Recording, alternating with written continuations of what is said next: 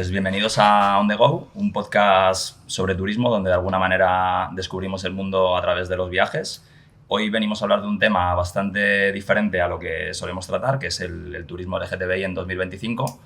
Por poneros un poquito de contexto, bueno, pues hace, no sé cómo lo veis, hace unos 10 años, viajar a según qué lugares siendo parte de la comunidad LGTBI era un poco un acto de valentía. A día de hoy, la situación, por una parte, ha mejorado, por otra, ha empeorado. Hay una serie de países como España, Malta, Canadá, que, digamos, son líderes en inclusión, y, por otra parte, hay una serie de países que han endurecido muchísimo sus políticas, como pues, puede ser Uganda, Rusia, y donde incluso está perseguido ser homosexual. Esto nos pone en un mundo que es un mosaico de realidades. Leíamos el otro día que había ahora mismo 34 países que permitían el matrimonio igualitario, pero había 64 donde se criminaliza la homosexualidad. Entonces, claro, hablamos de cifras, pero detrás de las cifras hay unas realidades. Hay una serie de familias diversas que buscan destinos para tener unas vacaciones tranquilas. Hay personas trans preocupadas por no poder viajar con su documentación adecuada. Hay personas senior que quieren viajar tranquilos y tienen una serie de preocupaciones según el destino al que quieran ir. Y luego está el problema contrario de Sister Pinkwashing, que lo comentábamos. Muchas empresas se dedican a dar un apoyo que es superficial, que no es real, y por detrás no apoyan a las comunidades. Y aparte, está habiendo obviamente un retroceso incluso de esta visibilidad falsa, digamos, del colectivo LGTBI, del apoyo. Entonces, bueno, para tratar este tema y todo este mundo cambiante, tenemos hoy a dos expertos en la materia. Tenemos a Nano García, director de proyectos de la Red Española de Destinos por la Diversidad, que nos va a contar un poco cómo España hace a día de hoy para ser un referente en la inclusión. Y tenemos a Auston Mata, director de marketing de la IGLTA, que nos trae un poco la visión internacional. Entonces, bueno, quería que os presentarais. IGLTA es miembro afiliado de Onoturismo. En primer lugar, una breve presentación y que me comentéis qué opináis de este panorama cambiante y de este contexto que comentamos. Bueno, pues en primer lugar agradeceros la invitación para estar aquí y hablar de este tema que es muy importante, como comentabas. Yo soy Nano García, bueno, soy director de ese proyecto tan apasionado que empezamos hace 2 años, la Red Española de Destinos por la Diversidad, que tiene mucho que ver con la realidad del turismo LGTB en España y la evolución que ha tenido, y por eso, bueno, se demanda esa parte, y un proyecto que también viene asociado con un proyecto de digitalización, también financiado con los fondos europeos, con lo cual, bueno, pues es una herramienta que va a ser muy útil para el visitante y para el residente de nuestros países, ¿no? De nuestro país, en este caso España. Bueno, yo te agradezco mucho por la invitación y, bueno, IGLTA llevamos más de 40 años trabajando en este sector, o sea, luchando, ¿no? Entonces, bueno, yo no específicamente, pero la organización ha visto las olas porque, como estamos comentando, es que tenemos como retrasos y luego tenemos como beneficios que estamos avanzando. Entonces, ahora estamos en un periodo que estamos haciendo como las dos cosas a la vez. Entonces, es un tiempo un poco raro, pero esa conversación, como ha dicho Nano, es muy importante ahora, más que nada. Yo creo que lo primero que es interesante que definamos es un poco cómo es este viajero LGTBI que comentamos, porque están saliendo muchos informes que dicen que ya de alguna manera el viajero LGTBI estándar no busca tanto la fiesta como se buscaba antes de forma más típica, sino que buscan a lo mejor experiencias más culturales, más incluso rurales, en destinos como Portugal, Costa Rica. No sé si vosotros habéis visto este cambio de perfil o si es real o solo una... Bueno, yo creo que esa parte, siempre con el colectivo LGTB, igual que ocurría con los orgullos, siempre los medios de comunicación cometían el error del estereotipo, ¿no? Entonces se vinculaba el gay, vamos a decir, a las fiestas, a los pride, a las multitudes de esos festivales. Yo creo que nunca ha sido así. Se daba esa visibilidad, pero el viajero, más tan desestacionalizado como es el perfil del turista LGTB, también consume pueblos, consume cultura, consume el tema de gastronomía o de la propia también el enoturismo, ¿no? Lo que pasa es que siempre se ha dado como la realidad de la fiesta, que está, pero una cosa no es exclusiva de la otra. Que ahora se hable y se visibilice también esa parte cultural está muy bien, pero que el turista LGTB ha consumido cultura, gastronomía, es una cosa que va casi en el ADN del turista LGTB, ¿no? En esto también estábamos viendo un poco más Auston con una perspectiva un poco más internacional. Claro, hablamos de destinos como Japón, que ha aprobado su ley de uniones homosexuales, hablamos de Tailandia, que también empieza a aprobarlo. ¿Hay otro tipo de destinos que están dando este salto adelante en inclusión? ¿O estamos un poco en esto, en la oscuridad? Bueno, por ejemplo, el año pasado, dentro de 18 meses, creo, Estonia y Grecia, que evidentemente son los dos en Europa, pero han legalizado el matrimonio entre la gente de mismo sexo. Y incluso Grecia con IGLTA, su miembro, y el año pasado ha sido como destino atacado. Entonces, siendo como las leyes están evolucionando por lo bueno, la oficina de turismo quería apoyar en este aspecto. Así que para nosotros eso es un buen efecto. Pero claro, tenemos países que están haciendo al revés, por ejemplo Estados Unidos o Hungría. Vemos noticias cada día que están pasando leyes que son anti-LGTB o anti-trans. Entonces, bueno, es una pena, pero como hemos hablado, las cosas vienen en olas. Ahora, por ejemplo, claro, llega el orgullo en ciudades como Madrid. Siempre, pase lo que pase y sea cual sea el mensaje y retrocedan o no las empresas, es récord de asistencia, los datos son los que son y las cifras son las que son. Pero en esto notáis un poco que este tipo de eventos sigue siendo el motor del turismo LGTB, ¿o creéis que ahora mismo está orientándose hacia algo más, digamos, más íntimo, más cultural? Bueno, yo creo que el Orgullo de Madrid evidentemente es un foco de atracción turística, es el evento que la ciudad de Madrid acoge de forma anual más grande, no hay otro evento que de forma anual reciba Madrid. Ha sido una oportunidad para Madrid, para todo el sector del turismo, el hotelero, gastronómico, de posicionamiento, de hacer marca Madrid a nivel internacional. Hablábamos también antes de esa marca de que era Chueca, ¿no? Como barrio epicentro, que también es universal, pero Madrid ya consiguió, gracias al Orgullo, ese posicionamiento, que sea referente como ciudad amigable, ¿no? Y que esté en los primeros ranking internacional como ciudad de turística LGTB. ¿Eso conlleva que solo es esa semana? Yo creo que Madrid, el gran éxito que tiene es que Madrid ya se vive los 365 días siendo miembro de la comunidad, ya no solo estando viviendo en Chueca, sino en el resto de Madrid. Ya es no era como antes, que era mucho más difícil ver en ciertos barrios a parejas dados en la mano, tal, solo estaba ese Chueca como barrio de libertad. Yo creo que eso se ha extendido y podemos ver ya en cualquier barrio céntrico de Madrid, incluso periféricos, donde ya la visibilidad es mucho más, que también es lo importante, porque ese mensaje que se da en el Orgullo luego año tras año va calando en la sociedad y de forma transversal, ¿no? Que es, yo siempre concibo la diversidad como un valor transversal y eso tiene que afectar a toda la sociedad, porque el colectivo LGTB estamos en todo tipo de familias, en todo tipo de empresas, es decir, somos transversales a la sociedad, con lo cual todas las políticas o todo lo que va encaminado tiene que verse de esta manera, no como una cosa de gueto, no como una cosa oportunista del mes de junio, no, es un compromiso que tiene que ser de forma permanente. Y claro, en todo lo que está en el otro punto, lo que comentábamos un poco de estos lugares donde falta, digamos, seguridad, hay discriminación, lugares como Uganda que decíamos que han endurecido sus leyes. ¿Cuál es vuestra opinión en este sentido? ¿Son sitios a los que hay que dejar de ir? ¿Hay que darles precisamente visibilidad en la comunidad? ¿Hay otros destinos que preocupan en este sentido? Yo creo que esto es un debate que se habla mucho, sí. La moral también, oye, ¿qué tal?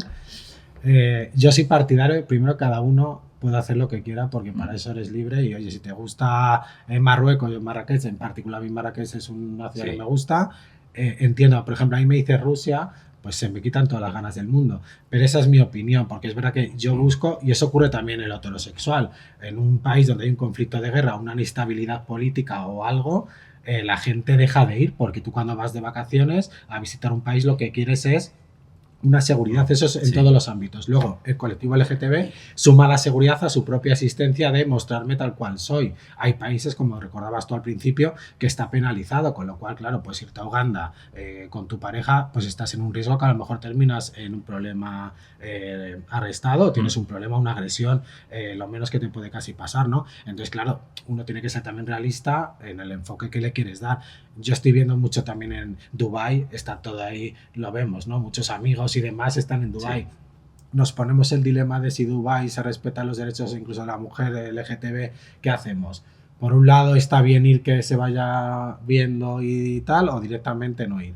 Yo creo que eso, elección tiene que ser en cada uno. Claro, parte del motivo, Auston, de que hago esta pregunta, que a lo mejor tienes tú más respuesta como un poco más técnica para ello, si de alguna manera existe la información adecuada para saber si es apropiado ir o no, si es seguro ir o no. O sea, yo como viajero no estoy seguro si tengo todas las herramientas y toda la información para saber hasta qué punto es seguro ir a un lugar u otro.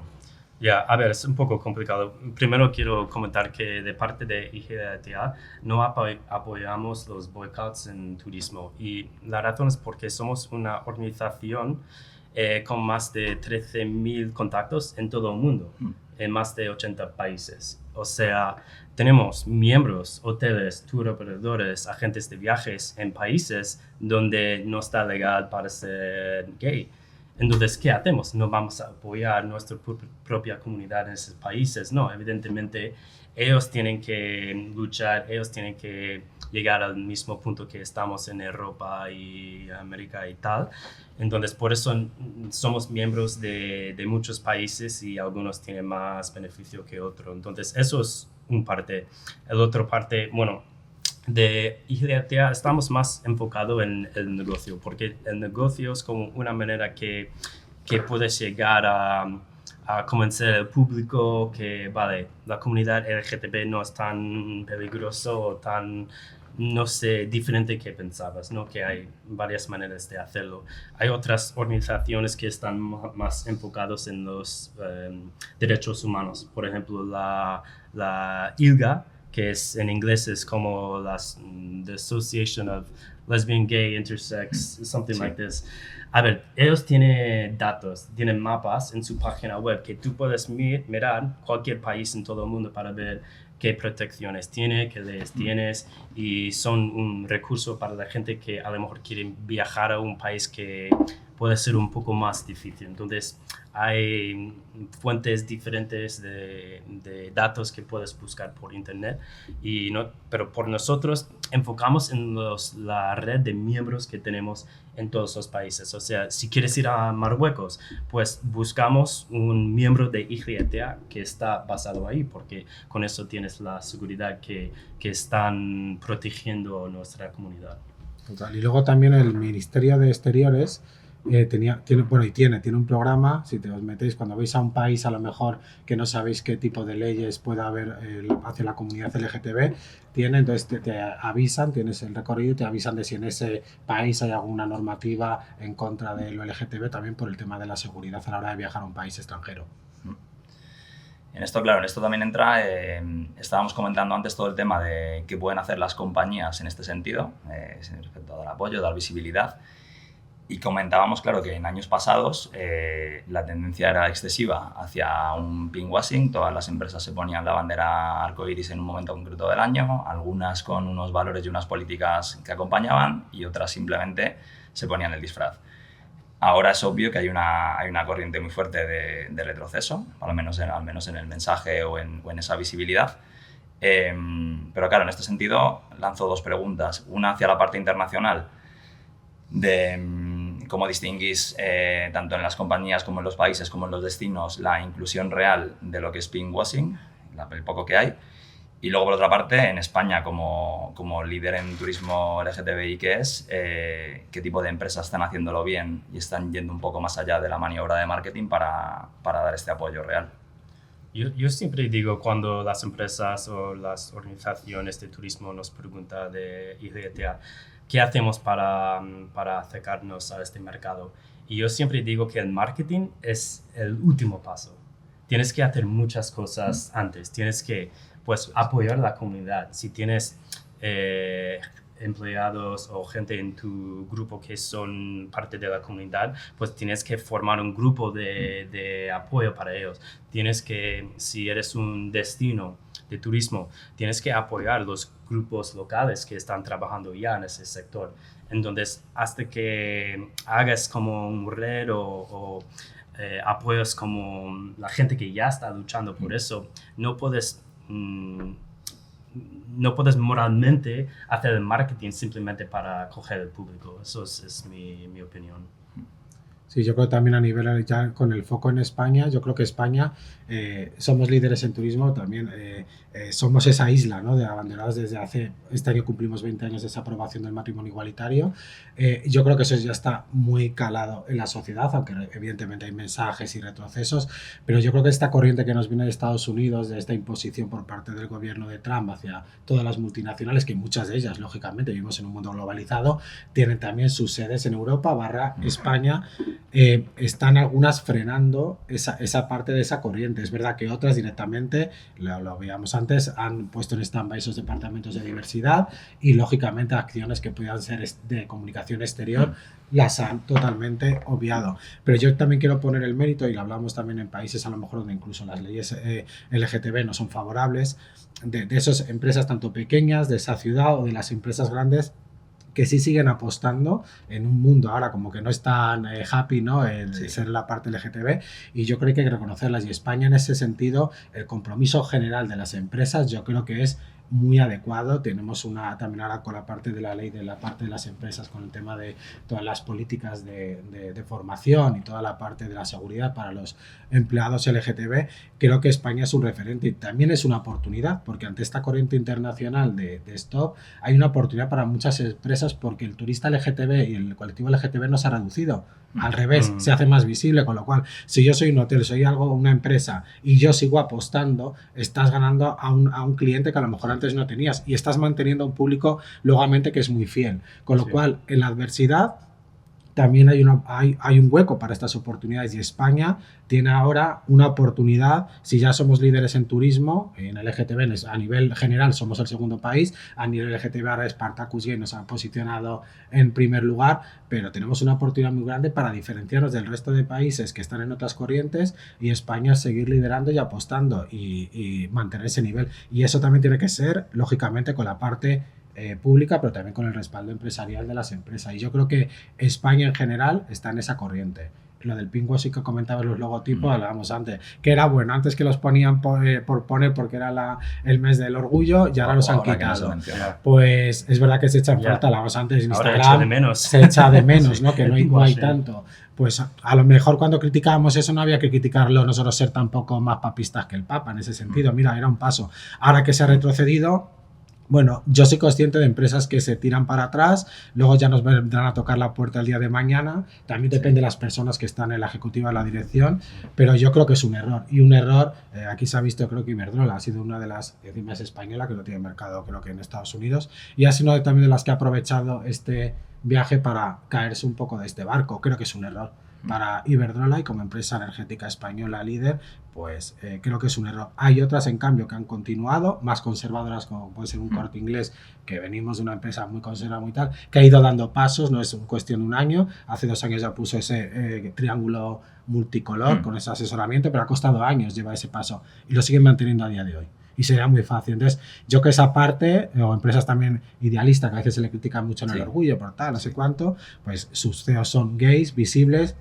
Yo he estado dentro de la empresa, la parte de diversidad la tienen, lo que hablaba antes Austin, de la parte de primero dentro y luego haces la comunicación. Ellos lo tienen en el ADN de esa empresa, y yo esas cosas, aunque se critiquen por otro lado, hay que reconocerlas. Y yo me gusta que sigan a día de hoy, que no ganan nada con eso, porque no ganan nada, tienen otro negocio, oye, que se sigan visibilizando. Es que es muy importante, y nosotros en las empresas tenemos que buscar aliados, y más ahora, más que nunca, no solo entre nuestra comunidad, sino gente de fuera de la comunidad. O sea, la palabra aliada o aliado es clave para seguir conquistando terreno en la comunidad LGTB. Y yo, vamos, creo que es algo lo que comentaba también Augusto. ¿Por qué vas a un país discriminar a un hotel que a lo mejor sí quiere ser LGTB? Ese empresario está luchando contra todo. Pues hay que apoyarle, aunque esté en un país que España llevamos muy bien ahora. Hace 40 años no era así, pues. Claro, en esto Nano, comentabas precisamente que las empresas son las primeras interesadas porque existe este nicho, este hueco, esta oportunidad. Justo por aquí quería preguntaros un poco, ¿cuál creéis que es el nicho que hay ahora mismo, hacia dónde está orientándose? Porque veíamos que las búsquedas tipo turismo trans-friendly estaban subiendo un 120% este propio año. Hay como unas cosas que están ganando, otras están perdiendo. En este sentido, ¿cuál es la oportunidad, cuál es el nicho, digamos, que está creciendo, que se está explotando ahora mismo para que estas empresas puedan aprovecharlo?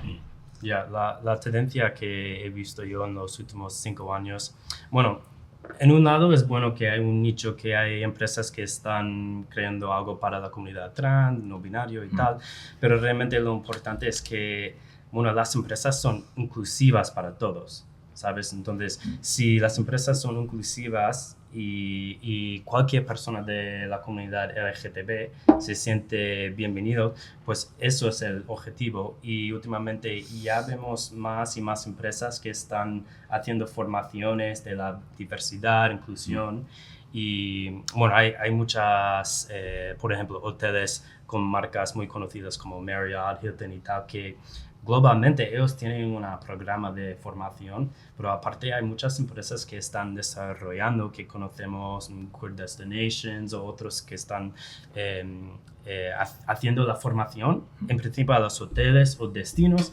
porque eso es lo más importante, que cualquier persona de la comunidad necesita sentir bienvenidos, protegidos y sin buscar algún nicho específico o una compañía, una empresa específica solo para ellos. Yo sí que también va en la parte, que siguiendo esa línea de Austin que marca, estoy de acuerdo totalmente. También hay una parte de cuando se habla del turismo senior o el turismo trans, hay una parte fundamental, es decir, las personas trans ahora son mucho más visibles, toda la consecución de derechos lleva consigo luego un comportamiento, una demanda, como pasa con el matrimonio igualitario, ¿no? Pero hay un problema con las personas trans sobre todo. Las personas en el mundo laboral son las más, el colectivo es muy discriminado, pero claro, si no tienes trabajo, no tienes poder adquisitivo para poder vivir y para poder viajar. En el momento que las empresas están siendo más conscientes, ya algunas de ellas, de esta problemática de las personas trans y les dan esa oportunidad de poder trabajar, claro que van a consumir ocio y consumen, y evidentemente una persona trans probablemente consuma un ocio, a lo mejor también una experiencia diferenciada de una persona que es lesbiana, de otra persona que es gay, que a veces cuando hablamos de turismo LGTB de la comunidad también los metemos en un saco. No se comporta igual general un turista gay que un turista que es lesbiana o que es trans, o un turista senior.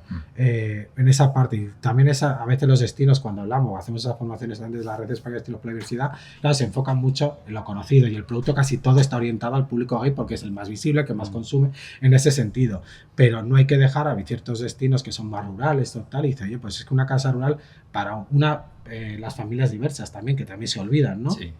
Dos papás, dos mamás, esos van a consumir un hotel generalista o una casa rural. Pues tú no tienes que ser un hotel que vayas a recibir el turista LGTB general, pero dices, ya, pues que tú puedes llegar a recibir las familias, o puede ser un destino que si estás especializado en familia, también especialízate en familias LGTB, ¿no? En familias diversas. Entonces, hay una gran oportunidad en todo, pero es verdad que el foco del senior también se olvidaba, porque como no aportaba, no iba a las fiestas o los grandes festivales, bueno, pues los mayores ya los dejamos. Sí. Y evidentemente tienen un poder adquisitivo alto, lógicamente no tienen hijos, y también es una oportunidad, yo te digo, para los balnearios, para todo esto, pues que hagan también jornadas y sensibilización para recibir a las personas LGTB.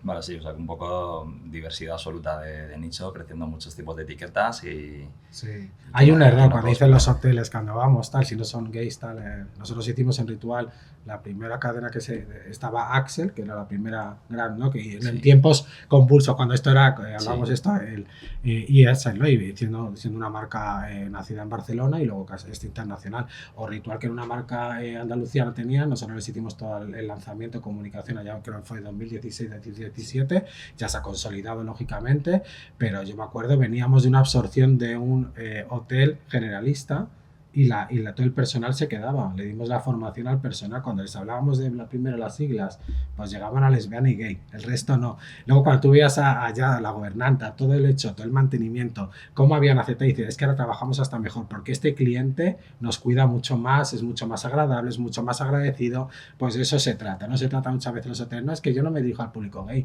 es que yo a lo mejor vi con mis padres y soy gay, pues me tengo que estar en un sitio a gusto. Entonces es que va transversal a todos. Y entonces, si tú quieres ser un buen hotel y estar bien posicionado, o un destino, tienes que trabajar esto como trabajas cualquier otro sector del turista.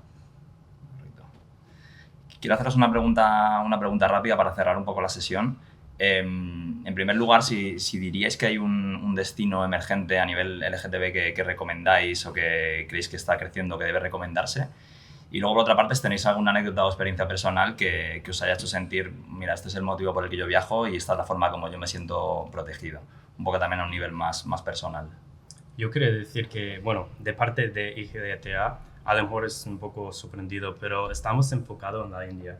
Y porque estamos visualizando o viendo como 20 años en el futuro, porque la India es la segunda país más grande, creo, ¿no? Y el idioma inglés, ¿no? Y cada día que pasa, la clase media está creciendo. Entonces, para nosotros vemos eso como un mercado más importante en los próximos décadas. Y igual también están en la India evolucionando por la parte buena a las leyes LGTB y las protecciones, no tanto como estamos aquí en Europa o Estados Unidos. Pero vemos eso como un mercado o un destino muy importante, no solo para ir para la gente de ahí, para visitar a varios países, pero específicamente para la comunidad LGTB. Entonces, si tuviera que ir a un país, eso es, a lo mejor hoy en día no parece así, pero pues nos preguntamos en 20 años y yo creo que va a llegar. Estamos enfocados en este mercado ya hace 2 años. Pues yo a nivel anecdótico, ya a nivel personal, ¿no? Uno de los países, me da pena también todo el retroceso que se está haciendo a nivel general, en la parte de Latinoamérica, lógicamente, vinculación a mí, Buenos Aires, por ejemplo, es una ciudad que me encanta, una ciudad que es totalmente, es muy Madrid también en esa parte y lo LGTB, es verdad que la ciudad de Buenos Aires sigue con ese compromiso con el turismo LGTB, pero ahí te das cuenta cuando hay una política errónea en esto y se mete más en lo ideológico, o Estados Unidos propiamente, es decir, yo en Nueva York, ¿no?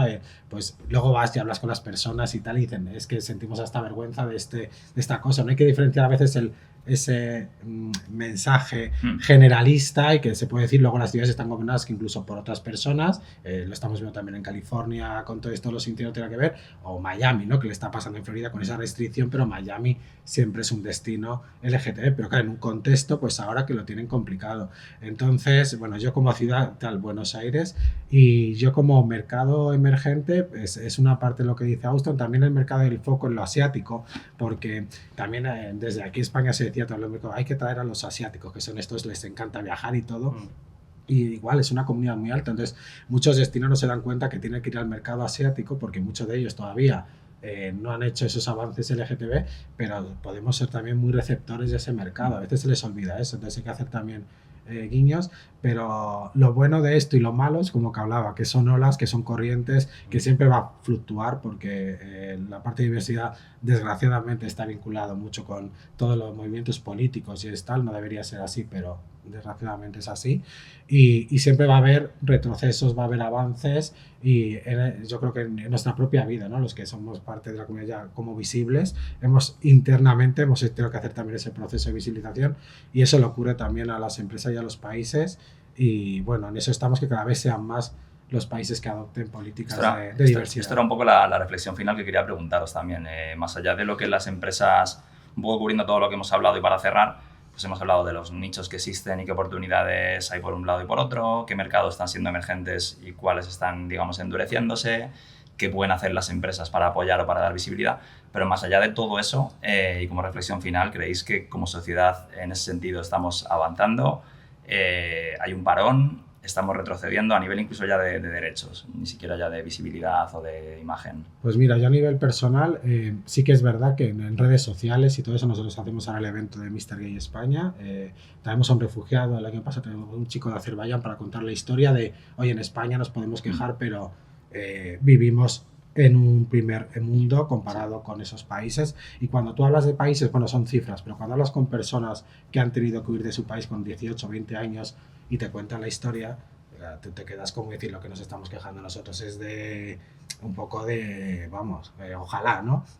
Y te impacta por eso, porque a lo mejor le ha puesto el hermano un cuchillo por la deshonra, vete de aquí, se ha hecho viral, ahora un chico también de 20 años, de 21 años, que viene de Rusia refugiado, ¿no? Nos va a contar esa historia. Pero todo el odio que en redes sociales, comentarios homófobos contra todos los concursantes en general, eso yo creo que ha crecido muchísimo. Y precisamente yo creo que esa homofobia en la parte digital, donde la gente no da la cara, hay mucho. Y a mí eso me desmoraliza un montón, porque con lo que hemos crecido, que haya estos mensajes de odio escondidos, en su gran mayoría, porque este tipo de gente suele ser bastante cobarde, creo que es una cosa que es muy general, muy global.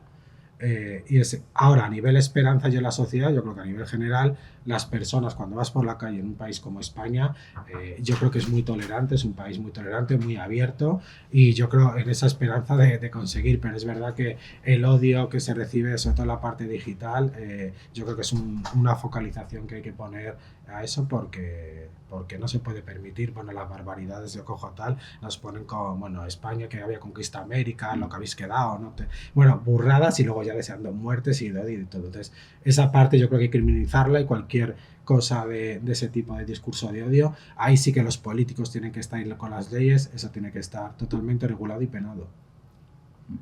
Ya, bueno, yo solo voy a comentar algo corto, es que si ves como las leyes y las protecciones en todo el mundo, en general están avanzando, ¿no? Entonces, en general, la tendencia de progreso está subiendo, pero es verdad que tiene montañas y valles y eso siempre ha sido así. Si pensamos en hace 50 y pico años en Stonewall, pues es que no hubiéramos podido tener esa conversación, pero míranos 50 años después, pero claro... Nos conservamos bien. No, pero, claro, no, a lo mejor nosotros no estuvimos ahí, pero a ver, hay mucho progreso, pero a la vez está pasando al mismo tiempo a retrasos, pero en general la tendencia mundial está creciendo. A lo mejor con un poco de pinkwashing o retraso, pero es como la vida y como has comentado... desafortunadamente todo está conectado a la política y bueno, la política no es temporal, ¿no? Sí, claro. Hay una parte, yo para los que nos están escuchando también, aunque es parte más profesional, pero también la gente joven sobre todo, yo creo que a veces se nos olvida porque vive en el momento lo que ya está todo conseguido, se está viendo que no, que esto también es un trabajo, y yo creo que a veces, comentaba lo de Stonewall, hay que hacer una memoria histórica, porque yo te digo, la mayoría de la gente joven y propiamente de la comunidad desconoce lo que es Stonewall, lo desconocen, sí.